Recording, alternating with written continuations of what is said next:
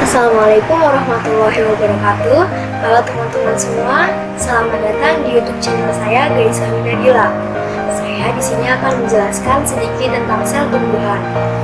Semua makhluk hidup memiliki sel, termasuk tumbuhan. Apa sih sel tumbuhan itu? Sel tumbuhan adalah kelompok sel eukariotik. Sel eukariotik yaitu kelompok sel yang mempunyai materi genetik atau DNA yang dibaluti atau dibungkus oleh membran. Sel tumbuhan mempunyai struktur khas dibanding dengan sel eukariotik yang lainnya, yaitu bentuk selnya yang kaku. Hal ini disebabkan karena dinding selnya yang berada di paling luar sel tumbuhan tersusun atas senyawa selulosa, hemiselulosa, pektin, lignin yang akan menguatkan struktur tumbuhannya. Lalu, ada jenis-jenis sel tumbuhan. Yang pertama, ada sel parenkim. Sel parenkim berfungsi sebagai penyimpan dan pendukung terhadap fotosintesis. Lalu, sel parenkim juga berfungsi sebagai tempat berikatannya floem.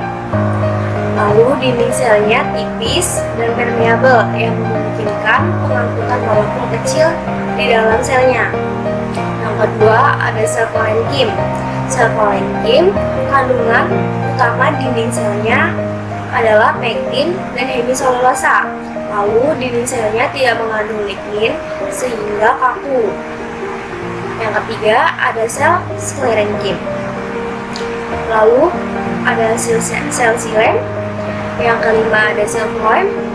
Lalu yang keenam ada sel epidermis atau sel bagian luar.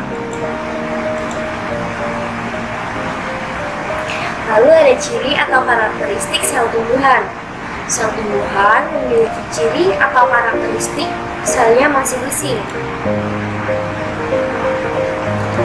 Ciri-cirinya yaitu memiliki vakuola berukuran besar yang volumenya dipenuhi oleh air dan dilapisi oleh membran yang disebut kloroplas. Lalu memiliki dinding sel yang terdiri dari selulosa, hemiselulosa, pektin, dan beberapa mengandung lignin.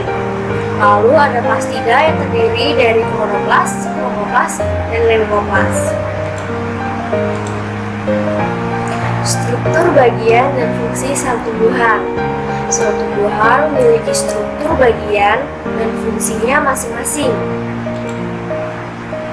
Yang pertama, ada nukleus atau inti sel. Yang kedua, ada plastida atau kloroplas. Yang ketiga, ada ribosom. Yang keempat, ada mitokondria. Yang kelima, ada badan Golgi atau aparatus Golgi. Yang keenam, ada retikulum plasma. Yang ketujuh, ada vakuola. Yang kedelapan, ada peroksisom. Yang pertama, nukleus atau inti sel. Nukleus atau inti sel mempunyai fungsi mengkoordinasi proses metabolisme, contohnya pembelahan sel, pertumbuhan sel, serta sintesis protein. Inti dan isinya disebut dengan nukleoplasma. Nukleus dapat kita lihat di sini ya. Kita lihat kursornya. Nah ini yang disebut dengan nukleus. Lalu yang kedua ada plastida atau kloroplas. Plastida atau kloroplas merupakan istilah kolektif untuk organel yang berfungsi untuk membawa pigmen. Kloroplas mempunyai bentuk yang sangat menonjol dari plastida yang memiliki kandungan pigmen klorofil hijau. Jadi, plastida ini bukan hanya kloroplas ya. Jadi, plastida terdiri dari kloroplas, kromoplas, dan leukoplas. Kromoplas yaitu selnya yang berwarna hijau dan fungsinya sebagai fotosintesis. Kromoplas itu warnanya selain hijau dan putih. Lalu leukoplas itu berwarna putih. Yang ketiga ada ribosom. Ribosom merupakan organel sel yang bentuknya kecil, yaitu berupa butiran nukleoprotein. Ribosom tersusun atas subunit besar dan subunit kecil, berisi RNA ribosom dan RNAR dan protein di dalamnya. Kita bisa lihat di sini. Yang butiran-butiran ini dapat kita lihat yaitu ribosom. Dan ribosom itu terdiri atas dua, terbagi jadi dua, yaitu ada ribosom bebas atau free ribosom. Lalu di sini ada ribosom associated atau ribosom terikat. Jadi di dalam ribosom itu terjadi produksi dan sintesis zat protein yang ada di dalam sel. Lalu kita bisa lihat di sini ya, ada ribosom terikat itu melekat pada sisi luar retikulum endoplasma atau selaput nukleus. Lalu di sini ada ribosom bebas yang tersebar di sitosol. Lalu yang keempat ada mitokondria. Mitokondria merupakan organel besar yang berbentuk bulat batang yang ada di dalam sitoplasma sel tumbuhan. Mitokondria bermanfaat dalam memecah karbohidrat kompleks dan gula yang dimanfaatkan. Mitokondria berfungsi sebagai tempat respirasi aerob dalam pertukaran ATP sebagai sumber energi.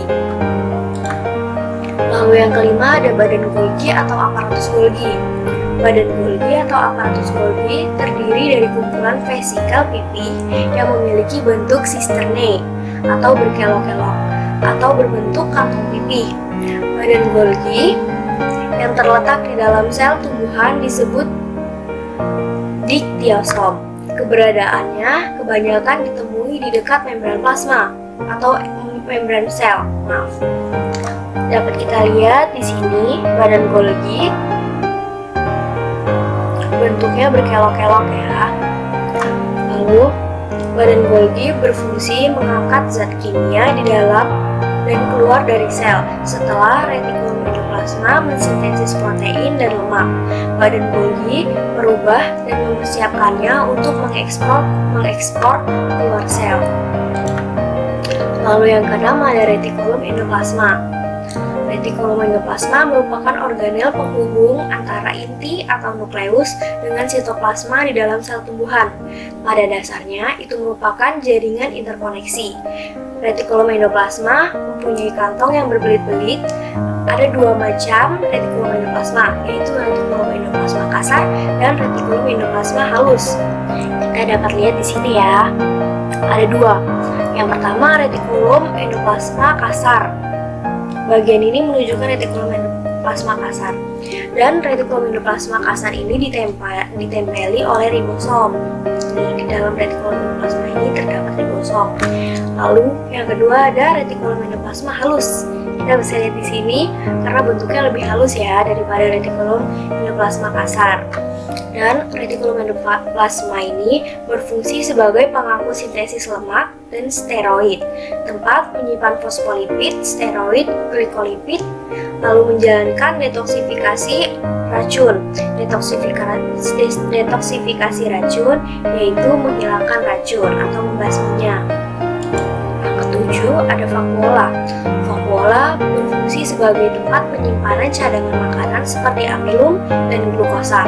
Vakuola juga berfungsi sebagai ekskresi produk-produk limbah dan pencernaan intraseluler molekul kompleks. Kita bisa lihat di sini ya, vakuola itu yang warnanya biru ini.